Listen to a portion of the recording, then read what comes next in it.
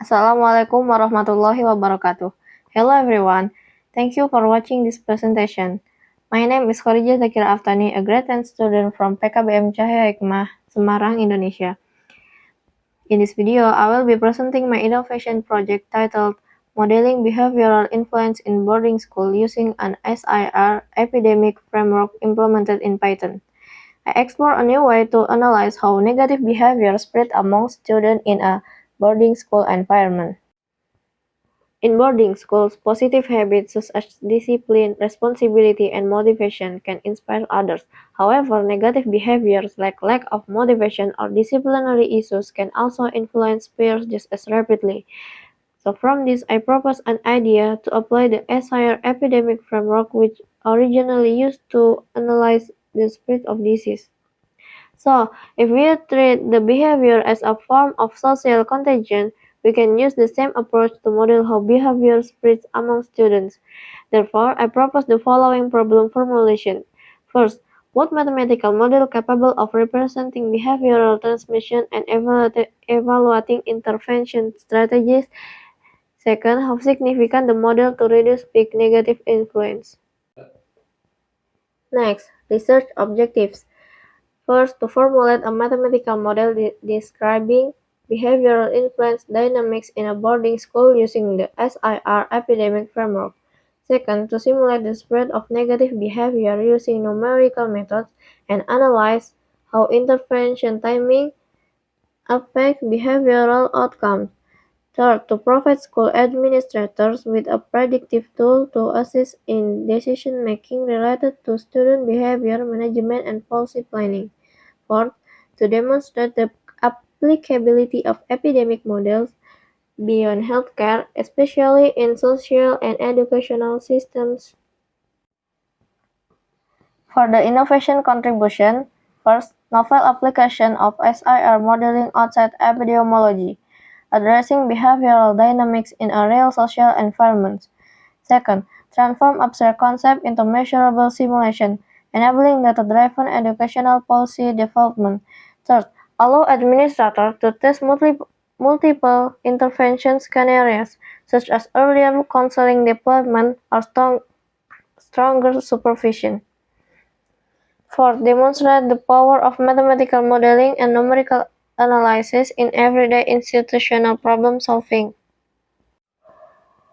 Now, let me explain the SIR model that I use in this project. The model divides the student population into three main categories. Susceptible compartment. This contains well-behaved students. And then infected compartment contains negatively influenced students. And the third, recovered compartment. This compartment contains students who have stopped showing the behavior or who are no longer influenced by it, and therefore do not spread it further. Students move from the one group to the next based on interaction and time. The transition follows a set of differential equations that describe how the number of students in each category change. The equations are like this. In this equation, beta represents the rate at which behavior spread due to interaction between students, and gamma represents the rate at which students stop displaying the behavior or become resistant to further influence.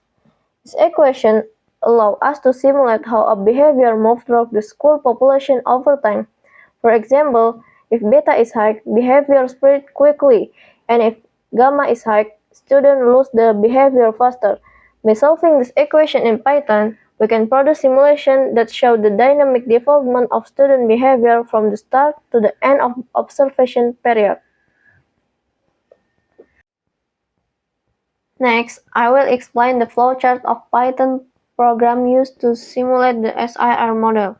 The first step is to input model parameters such as beta, gamma, and the total number of students, and the initial number of susceptible, influenced, and recovered individuals, and intervention days and intervention effect.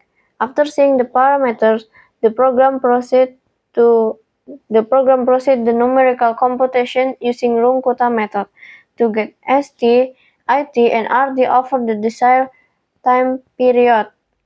The result of the computation are then stored in arrays. representing the number of susceptible, influenced, and resistant students at each time step. After this, the program moved on to the data visualization. Here, the results are plotted using Matplotlib of Python. This output helps educators easily interpret the behavioral dynamics inside the school environment. If needed, users can change the parameter to achieve the best result at the end.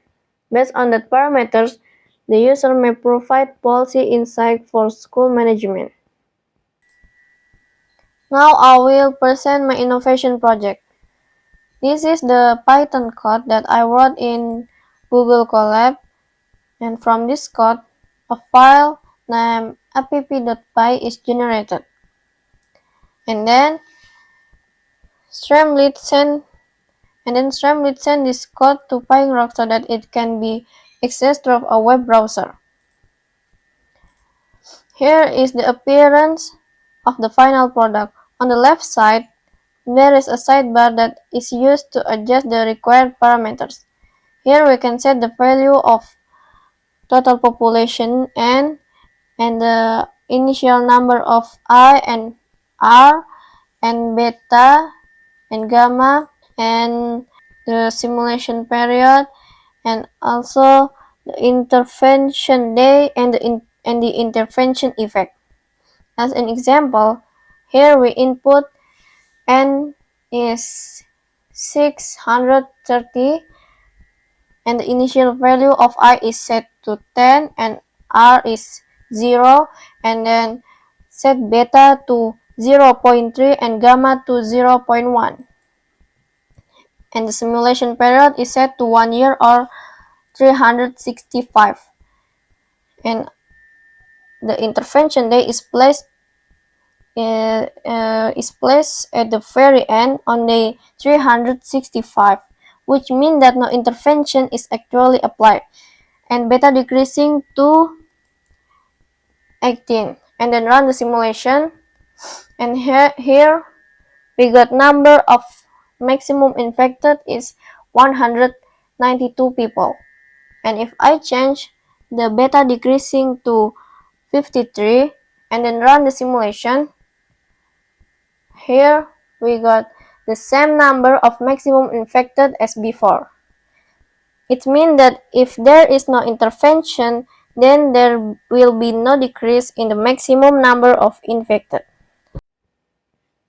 Here I have captured several simulation results. The two simulations on the left show that there is no change in the peak number of infected individuals when no intervention is applied. Meanwhile, the two simulations on the right demonstrate that when intervention is introduced, different levels of reduction in beta lead to different peak infection values. This shows that the model and the resulting innovative product have functioned perfectly. Finally, conclusions are numerical simulation using the Runkuta method implemented in Python provide insight into behavioral dynamics over time and allow decision makers to evaluate the effectiveness of intervention timing and intensity. And then the results demonstrate that early intervention significantly reduce peak negative influence and help maintain a constructive educational atmosphere. Okay, so thank you for watching.